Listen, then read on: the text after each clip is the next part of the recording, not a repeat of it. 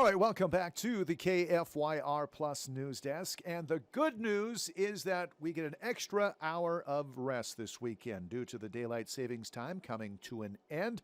But the not so good news is that this change can be difficult to adjust to. Let's welcome in Dr. Fahmi Farah, a cardiologist. Welcome, Dr. Farah. Thank you so much for taking some time today. Thank you for having me. It's great to be back on your show. You got it. So, Dr. Farah, how does the body's internal clock adjust to this time change, and what are some effects on the overall health? Even a little time change like just this 1 hour can throw a lot of people off, especially their circadian rhythm, and it can cause some sleep disruption. So my advice to people would be to plan for it ahead of time if you can, and go to bed. Just make adjustment for that 1 hour difference slowly over a course of 1 week to adjust for that. It's pretty amazing how just 1 hour can do it. So, what are some of the common physical and mental symptoms that people experience? Some of the physical symptoms could be as a result of the fact that they've lost that 1 hour of sleep, especially those that have pre-existing sleep disturbance conditions like sleep apnea, for example. It can cause fatigue, just not be able to concentrate as well while they're driving to work, or even at work. So those would be some of the physical things, just fatigue and not being able to concentrate possibly. Are there any differences between how children and adults handle this, or even seniors? I think it could be more or less the same. Children, I'm not so sure that children face it as much as like maybe teenagers who go to school. They're on a schedule, they're on a routine. And so, yes, that can disrupt them. Seniors, definitely adults, going to work. So that 1 hour adjustment can end up being a big deal for some people with their scheduling. Could this change of even just 1 hour exacerbate some sleep disorders such as insomnia or even apnea? It can. For those who already suffer from this 1 hour can really throw them off, especially those who have to get up early and go to work. It can cause some serious disturbance for them.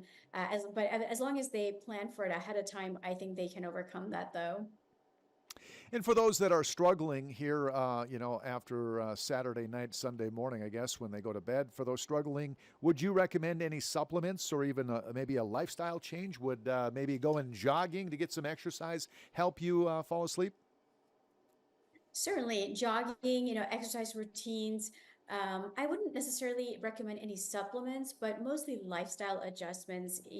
Like you mentioned, taking a walk, making sure that you're going to bed on time, maybe a little bit earlier or a little bit later, depending on the time difference.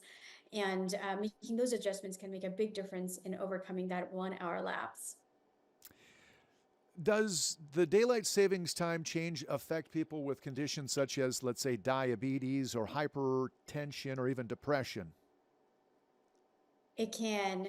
Diabetes, definitely, because a lot of diabetics are on medications, especially those who are on insulin. It's a pretty strict regimen, and they will have to make that adjustment with their new sleep schedule. So yes, it just takes more preparation, in Mhm. the big scheme of things.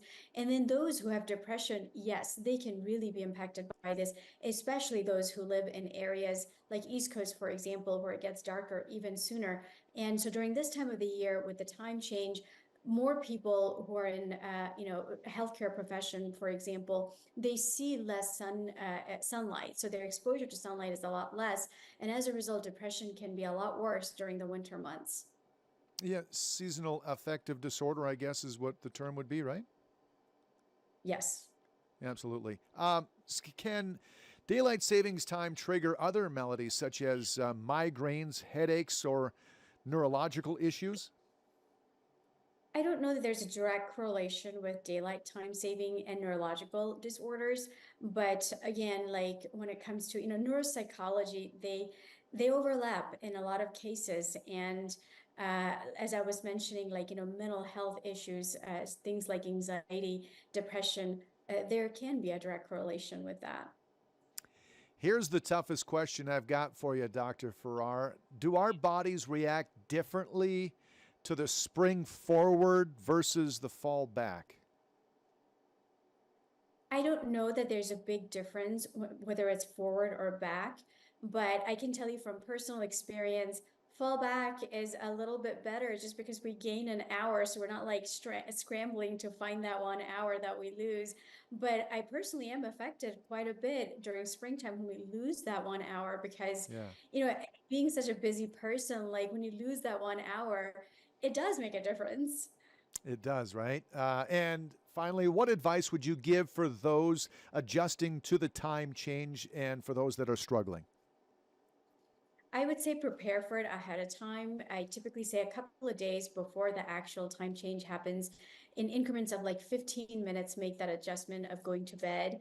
That way, you're kind of letting your circadian rhythm adjust a little bit ahead of time so you don't feel that difference. Good stuff, Dr. Farah. I notice you've got a puppy back there. I love puppies. I've got two of them myself. What's the puppy's name?